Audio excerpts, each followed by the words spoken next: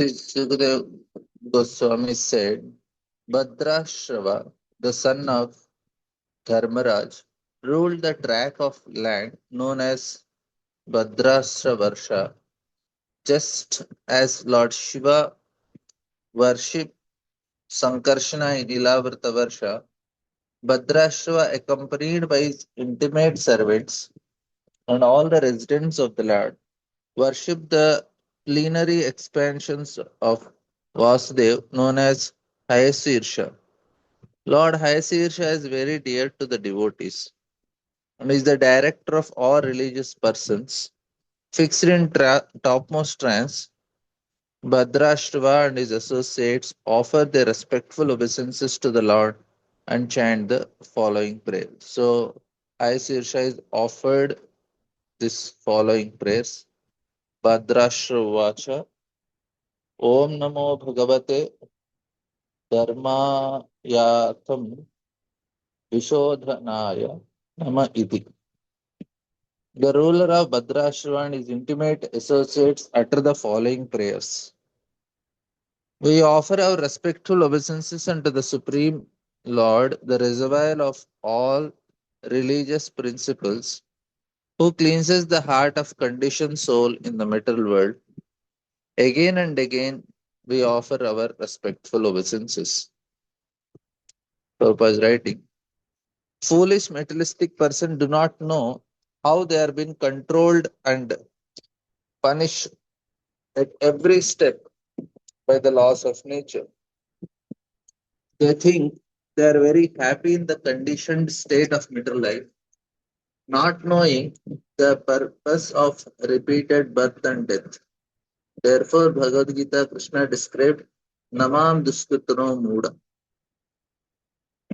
So, this pure, actually, these are mudhas, do not know if they want to purify themselves, they worship Lord Vasudeva by performing penance and austerities. This purification is the aim of human life. The life is not meant for blind indulgence in sense gratification. In the human form, the living being must engage himself in Krishna consciousness to purify his existence. Tapo divyam putra kayana sattvam shuddhet.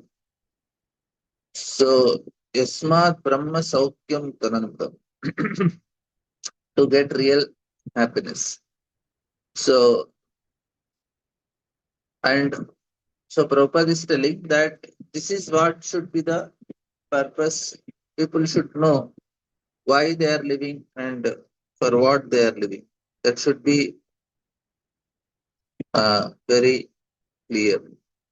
So, unfortunately, people they don't know all these things and they are not putting any attention on it. So, that is where all the problem goes.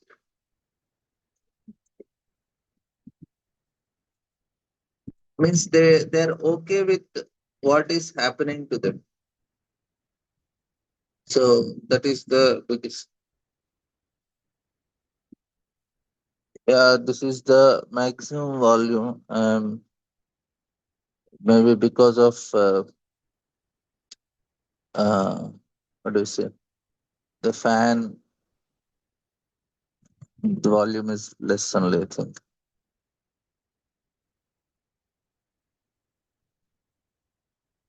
Okay.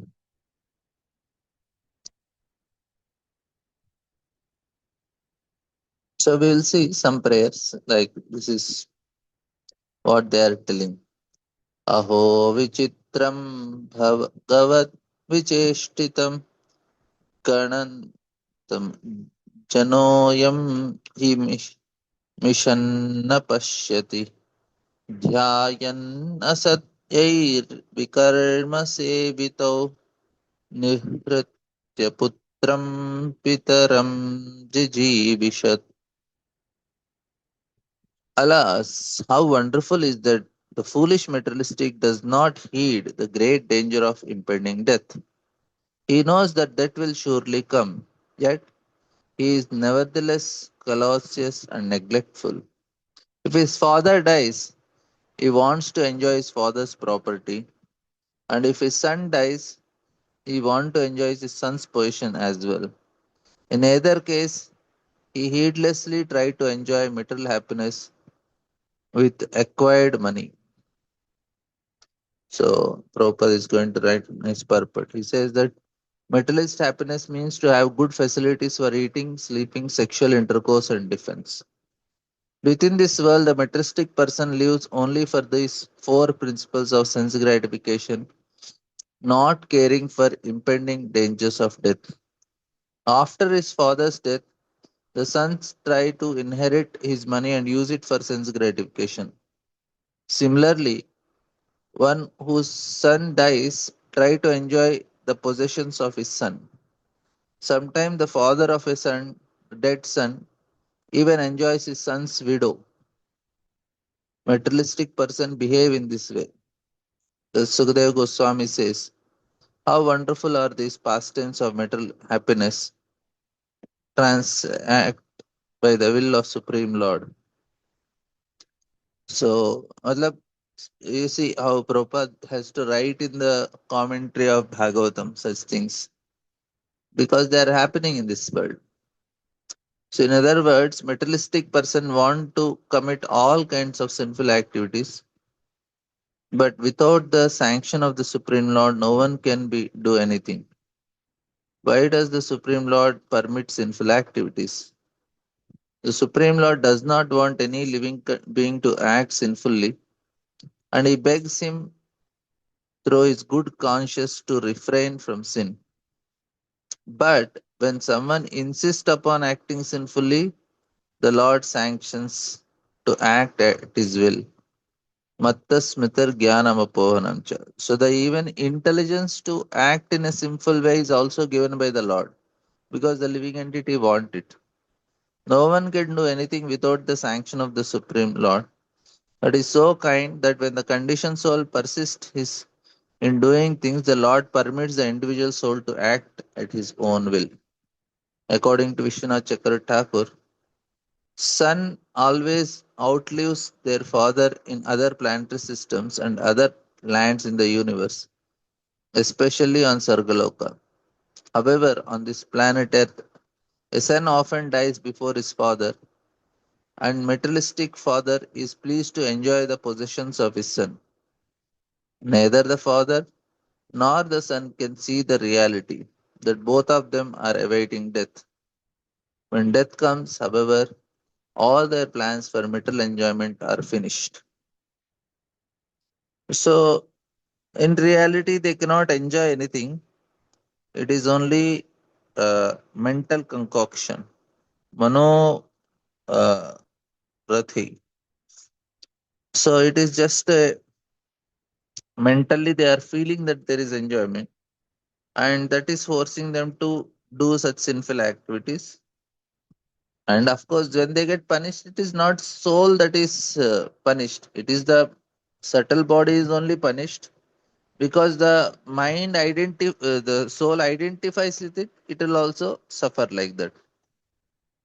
Vadanti Vishwam Kabayasma Niswaram Pashyanti Chandatma Vidho Vipaschitaha Tatapi Muhyanti Tavajamaya Swavismitam Krityam Aham Natosmitam. So first verse he said that we are we you are the one who will help us get purified.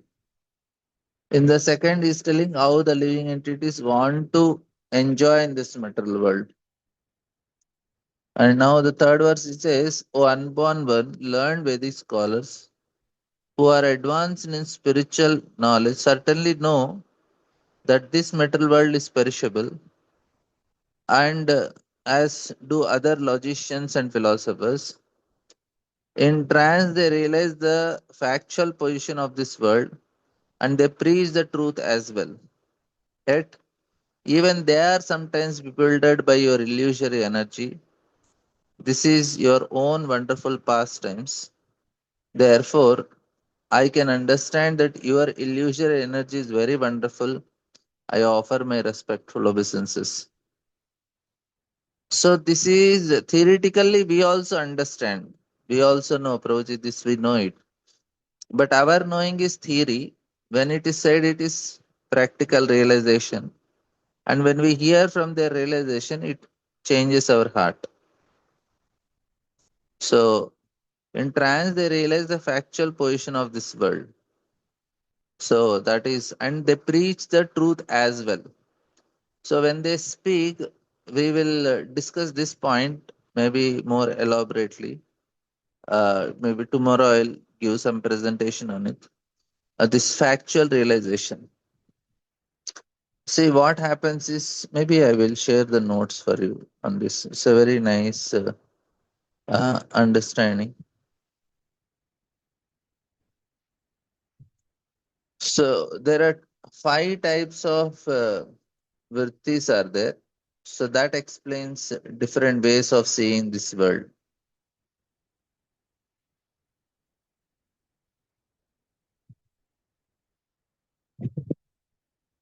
So I'll try to share the notes for you.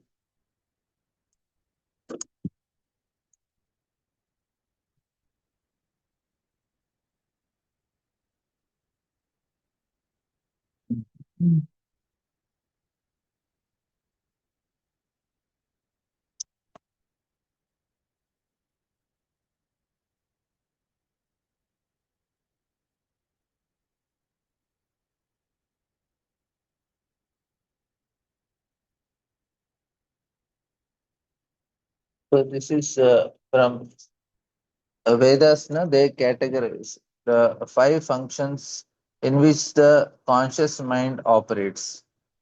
So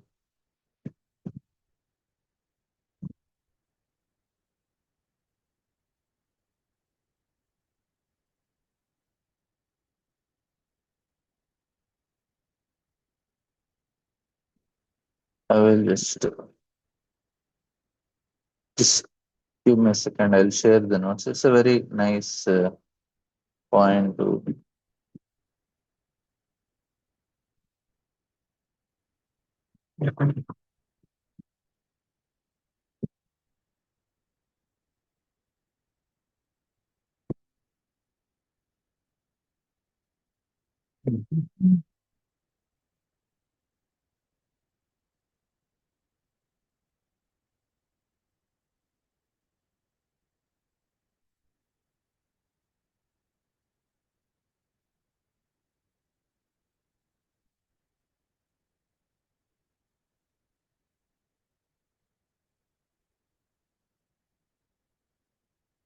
So there are five types of priti. This is a very uh, nice understanding.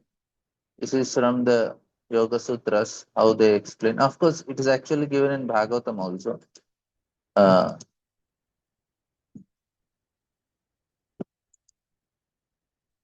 I'll share the screen.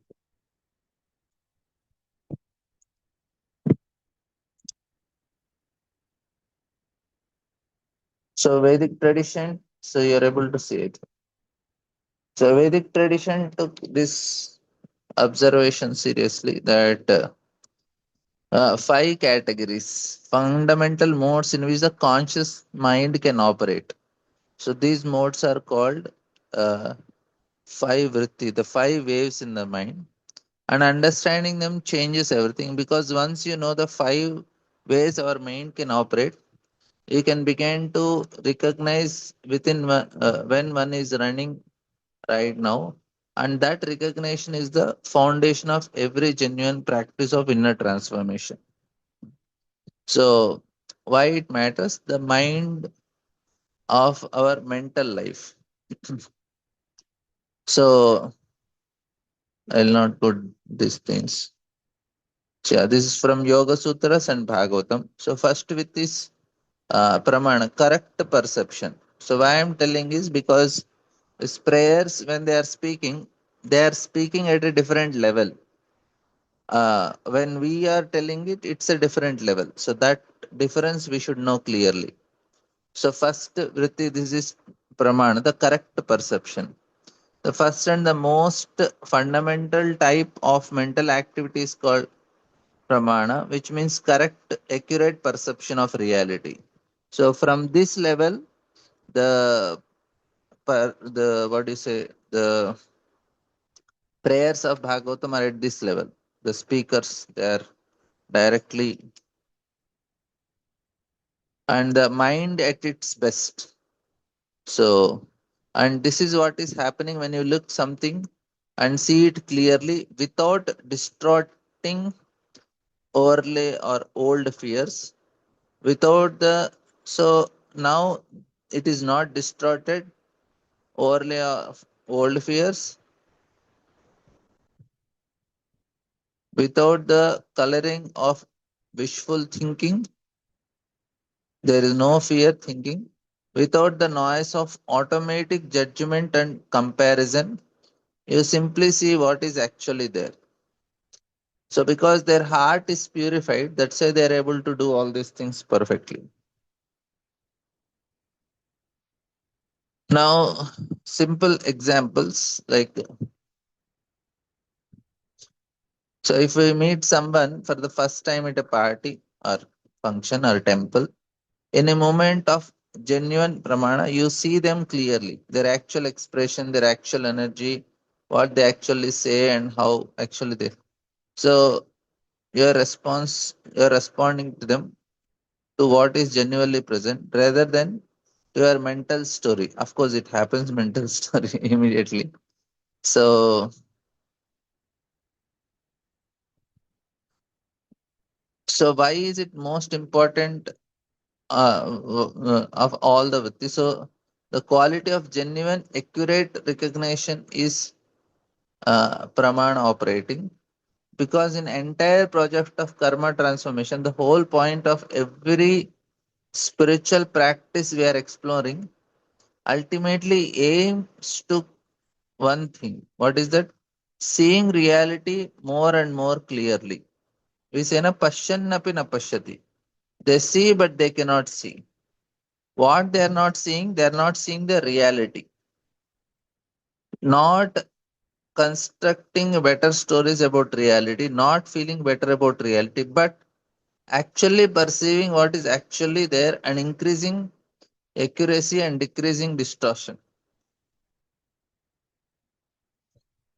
So every practice of meditation, every cultivation of buddhi, every act of honest self-examination, all of it is in service of this and gradual clarification of pramana, the progressive cleaning of lenses through which the soul perceives its own experience.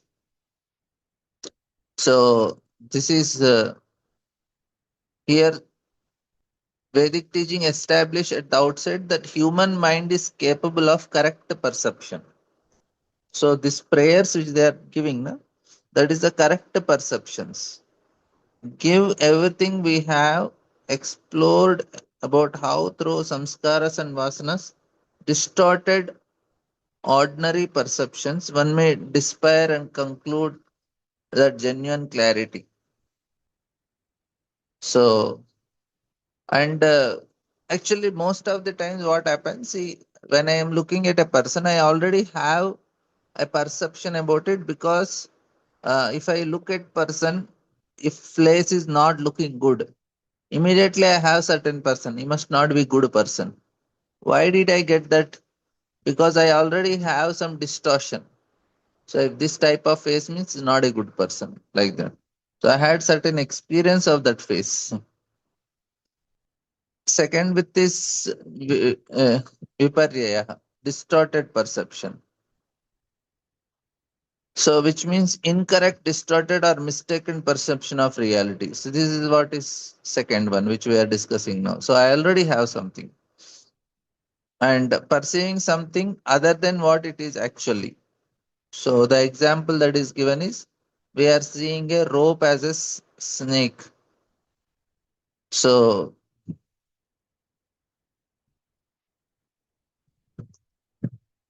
so we have uh,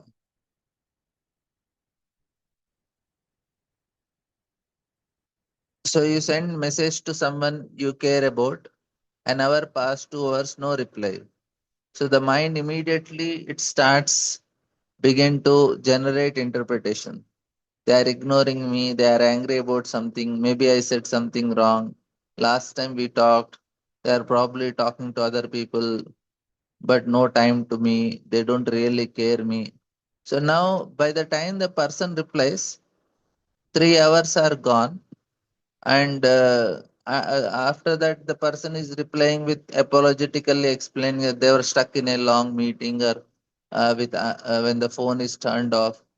So then, but you are already emotionally activated, already feeling hurt or anxious, already in the process of building a story about relationship, and have absolutely no basis in reality. So this is called viparya, is the most ordinary, most everyday form. So this is how our mind receives complete information. The person haven't replied it and immediately filled the gap with interpretation, driving in not to present reality but by old samskaras or fear. You are understanding? So one old samskara project onto the present reality, and the inherent practicality of the conditioned mind. So this is how it happens. So this is viparya, second one. And third is very easy to understand. That is swapna, imaginations and dreams. So daydreaming about future, imagining how to convert, how conversation may go. Oh, I'll speak this, they will speak this. I'll speak this, they will speak this. So that's how it goes. And replaying how something should be gone differently, creating mental scenario of catastrophe or triumph that haven't happened, and the creative imagination that generates art, music, story, and innovation also. So this is the good part of it. So there is imagination, art, story, music also comes in this level, and catastrophe and imagination, daydreaming all comes under swapna.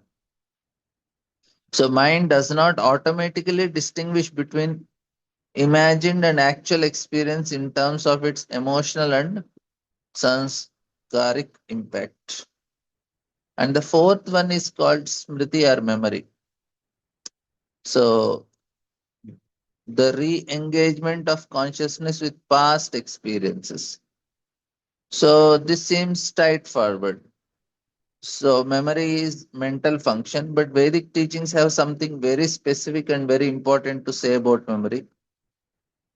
So he says that of all five vittis, the teaching identifies two as the most fundamental thing, the most important for human development. First is pramana, and second is this smriti, the memory. The two are very important. So why memory, according to such, why it is given? If you remember, dhyayato vishyan pumsa sangasteshu upajayate sanga sanjayate kama kama krodho bijayate krodhat bhavati sammoha sammoha smriti vibramaha. You see this smriti word you are seeing, this is actually memory.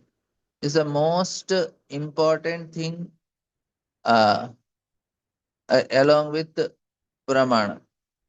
So these two are very important, smriti and memory. So these two are very important because smriti bhramshat buddhi nasho.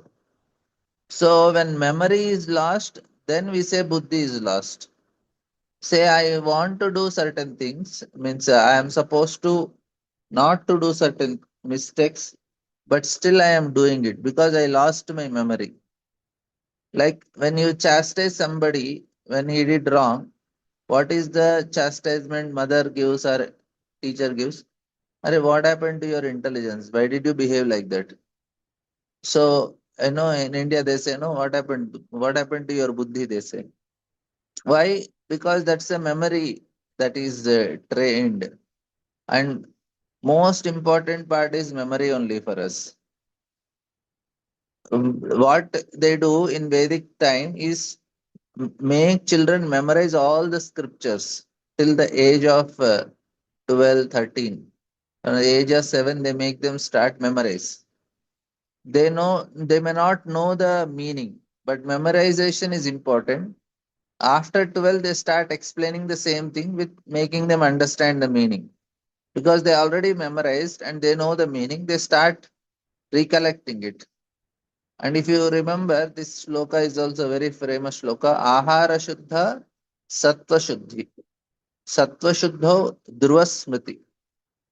Dhruva Smriti. Smriti is again there. Dhruva Smriti means memory becomes strong when Ahara Shuddho. When your food is very sattvic, it's offered to the Lord. Sattva Shuddho. Your existence and most important part is this Buddhi Smriti. So, why is memory accorded such extraordinary importance? Why it is placed alongside correct perception as one of the two great allies on the path of inner transformation? Because memory is the foundation upon which all genuine learning, all growth, all genuine wisdom is built. This is one part. But the most important part is when I want to apply, I should be able to remember it. So it is not just person is memorizing, certain number of things. No, this memory is like we need to remember the right understanding. So this type of memory, which is explained in Bhagavad Gita, uh, when memory is lost, the intelligence is destroyed, and when intelligence is destroyed, everything is lost. You see, this is the memory that is explained. So Bhagavad Gita calls the most catastrophic form of forgetting. When memory is lost, the intelligence. When intelligence is lost, everything is lost. Buddhinashat pranashyati. So when intelligence is lost, memory is lost. When memory is lost, intelligence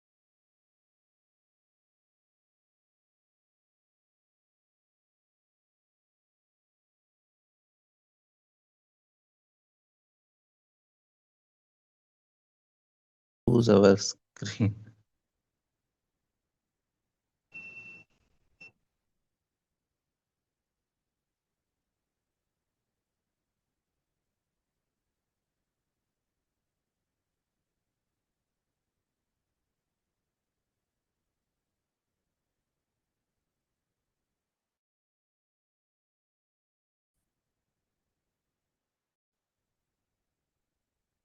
So this is the most important thing.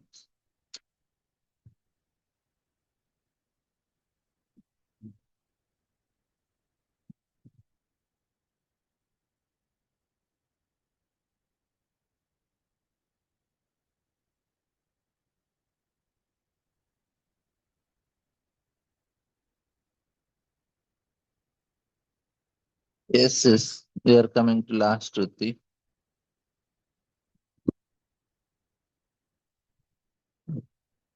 So this fourth one is important. That's why I'm trying to spend a little more time on it. So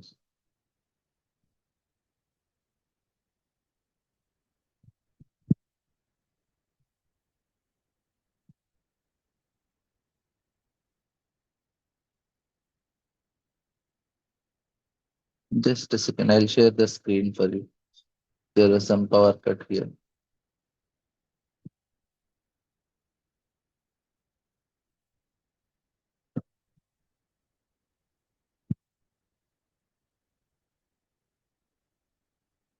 So the memory is who actually we are. So this is also very important. So memory is soul's genuine nature as eternal consciousness, and this is actually the fundamental conscious and fundamental. So the memory of our deepest values, highest aspirations, the memory of why we are doing all these things.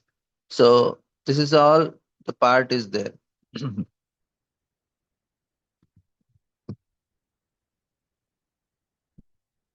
And the last one is nidra, doubt and sleep.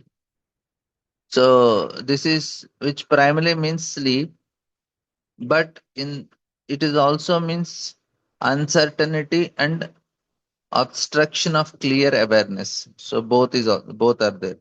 Nidra is. So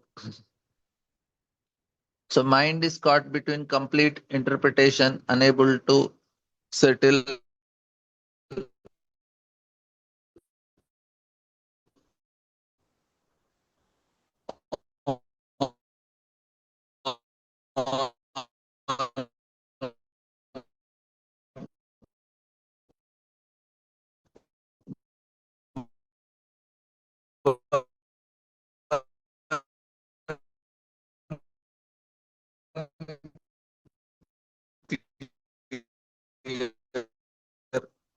understand capacity to resolve them. Doubt is uncomforting. So, but available. Not all five are. They are the most important of all the other things. Sadarthi, Viparyaha, Swapna, Nidra are not inherently evil or to be destroyed. So the imagination or Swapna is redirected towards constructive and spiritual nourishing content. And the questioning quality, Nidra, that is doubt also, it is also needed for support genuine inquiry. And in their automatic unconscious, that is sanskara driven, they are all led to. Oh, I'll. My network is some issues. I'm not able to share the screen. So that's why.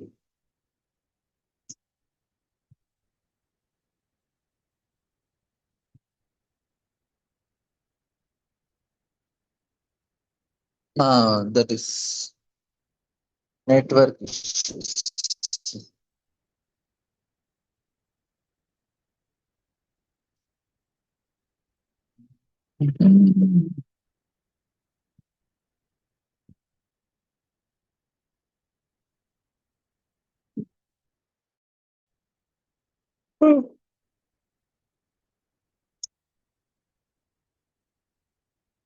Okay, I will share the screen now.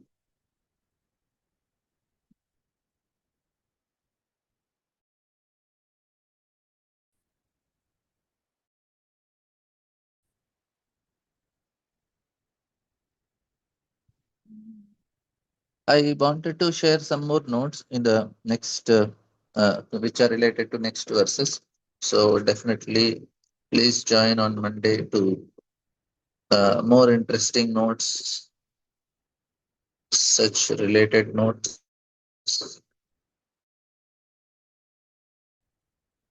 So this is about five types of vrittis.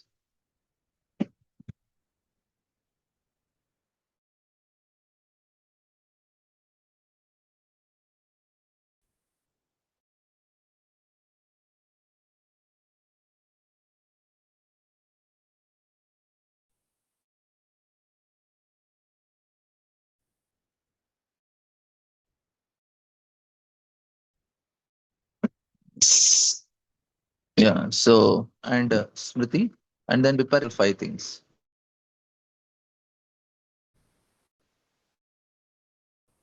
So they are also needed, but so so vritti and nidra is the doubt. Okay. Any questions, comments? We'll go to the prayers back. I just told because that's how we see things. So they are the five vrittis, pramana viparya, and how they operate in our daily life.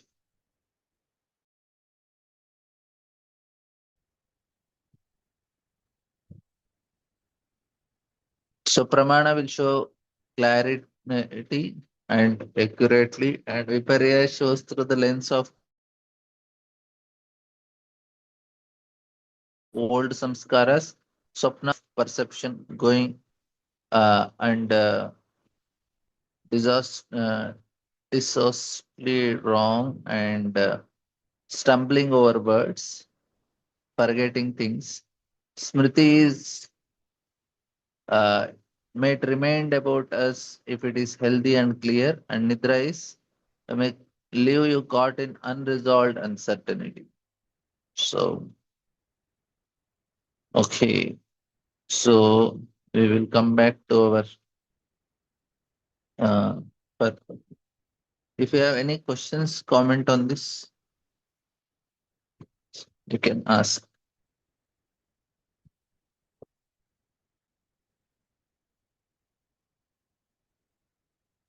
Nidra is about doubt, bro. It is we are caught up in doubt. Also, this is in a sleeping state. So sometimes we are very unconscious, like when we are sleeping. So we are, like person is intoxicated. That is also nidra state. Sleep. So the mind is caught between uh, competing interpretations, unable to settle on any clear understanding, oscillating between possibilities without the capacity to resolve them. So it's a doubt is uncertainty, unresolved state of not knowing what to think. So saying something but being unable to accurately interpret it. So reaching towards indifferent sanskaras for guidance like that. So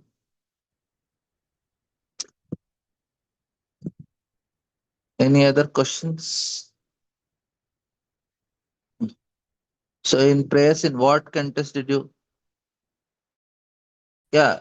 So I was starting about pramana, seeing things as they are. We don't sing that. So here, when these people are offering prayers, so they are actually seeing things as they are. So that is what is my point. That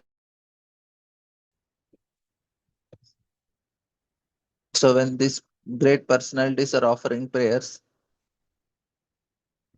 so here in the translation, oh,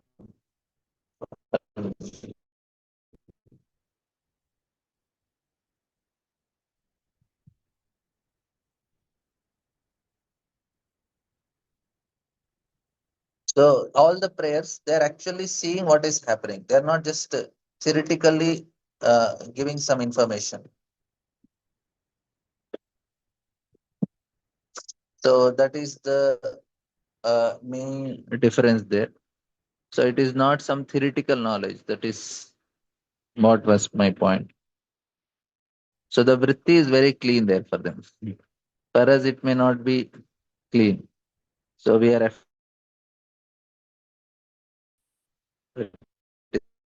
very on that context. I discussion.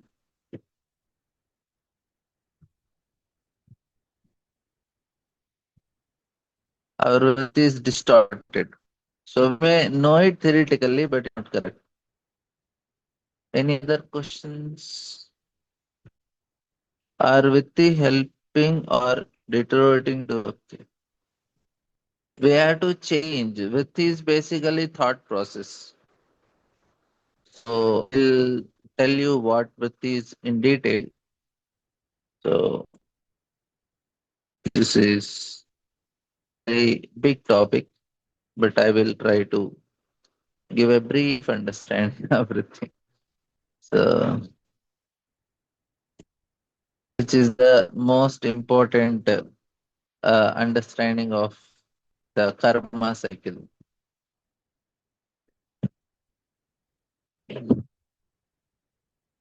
So, vrittis are the waves of mind. Okay, I'll share the notes also. So,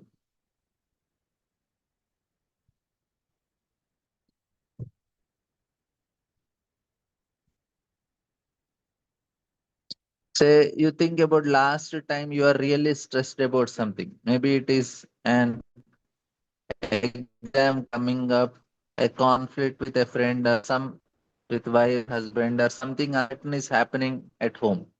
Now, where did the stress actually live?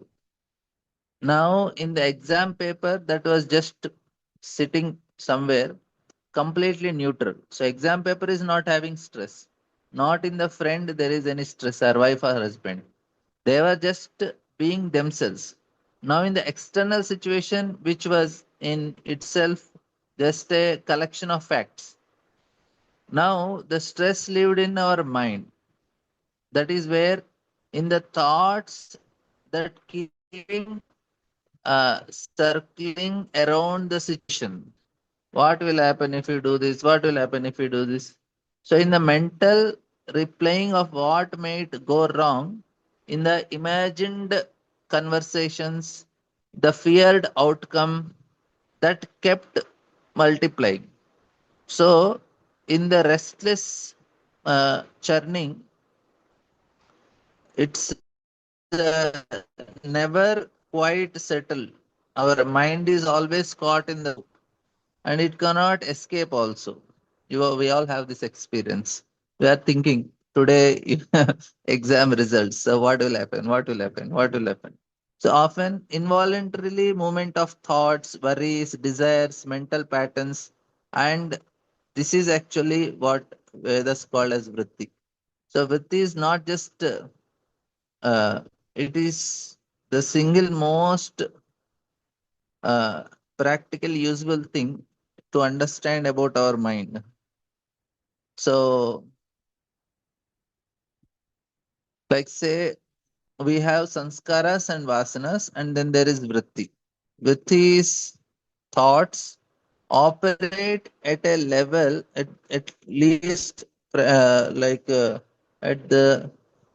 realm of conscious awareness. They can be observed, they can be recognized, and so here I will write for you so that you can remember.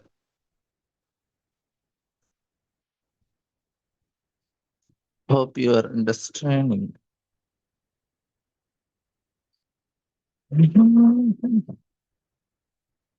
Very good.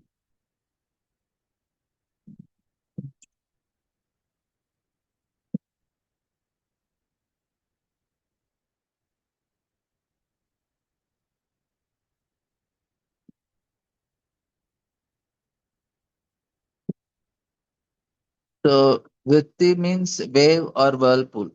Specifically, waves on the surface of mind, the constant restless movement of mental activity that churns the surface of consciousness. This is one understanding. Say it is uh,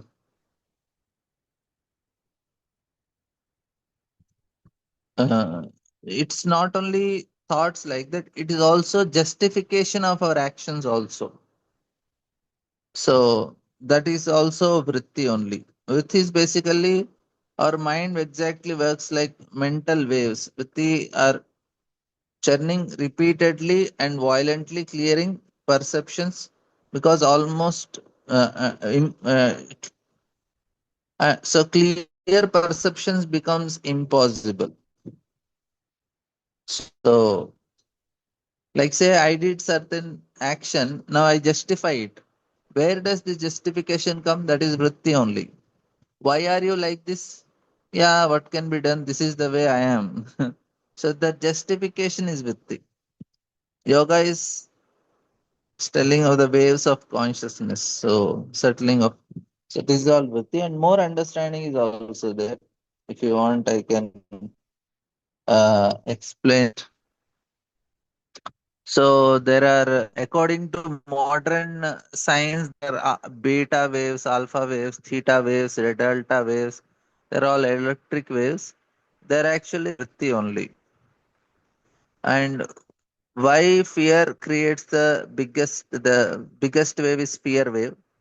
And yeah,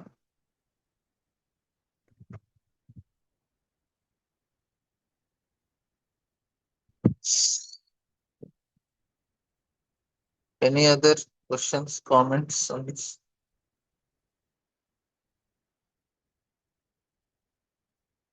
This is a question. Uh, what way our intelligence helps in understanding these vrittis? Actually, intelligence is part of vritti. So I told na smriti, smriti is part of vritti. So they are stored in buddhi Of course, uh, see what happens is uh, buddhi helps us to uh, control vritti in the sense that it will make us act consciously. So that is the advantage of good buddhi. So when we say that, I said actually I'm sorry, I said it's part of buddhi. It's not like that. It is stored in buddhi. So like what is our training for? Training is to act properly. That means think properly. Now when we hear class properly, then we start thinking properly. So the what is changing? Vritti is changing. So when we say change of heart, where we start changing? We start changing at our thought process. So that is the function of vritti. Yes, Premalati comment. Hare Krishna, Prabhuji, and Pranam. So, Prabhuji, Correct. I just want to ask you one question. That Prabhuji, what is the? I mean, I'm trying to understand this concept of buddhi. So, my first question is there what is the relation between our innate nature and our vritti? That is my first question. And how um, our response to the circumstances can be changed by changing our routine? It is my second question. Thank you, Prabhuji. Yes, yes. See, what is our innate nature is formed in terms of our impressions, samskaras, and vasanas. The structured samskaras that becomes vasanas. Because we are certain, then our thought process is also based on that. That is vritti. Say somebody is a angry person. He will completely justify why we should be angry.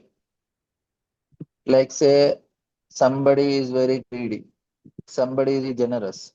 So he has full justification why he is such person. He will say, why are you like this?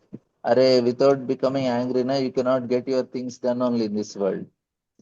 Array, without doing this, you cannot get anything in this world. So we always justify what action we do.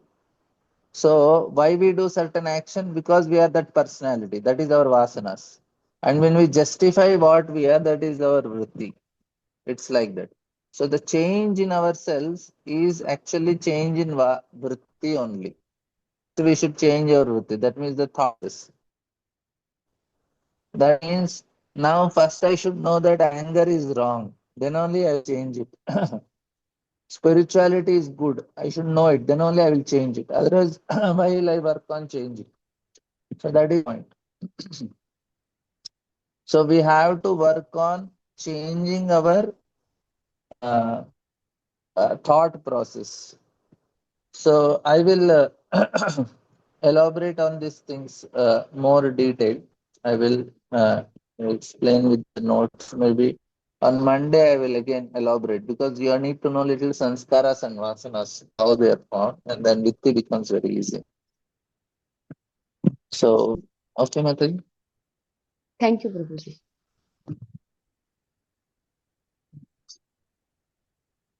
Any other questions, comments? Do you want more details on it? Then I will take on Monday, or we can just go with our things. If you are interested in topic, we will do it.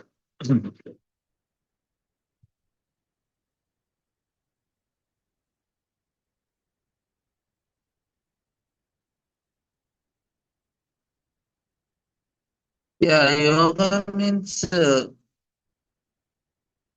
yeah, there is a difference between vasanas and sanskaras, definitely. And yoga means bhakti yoga. Any other yoga is meant to change our vritti only. So Monday we will have it in detail. So please join on time. Today I was delayed. So thank you all very much. We'll end here. ग्रंथराज Shrimad Bhagavatam की जय श्रील प्रभुपाद की जय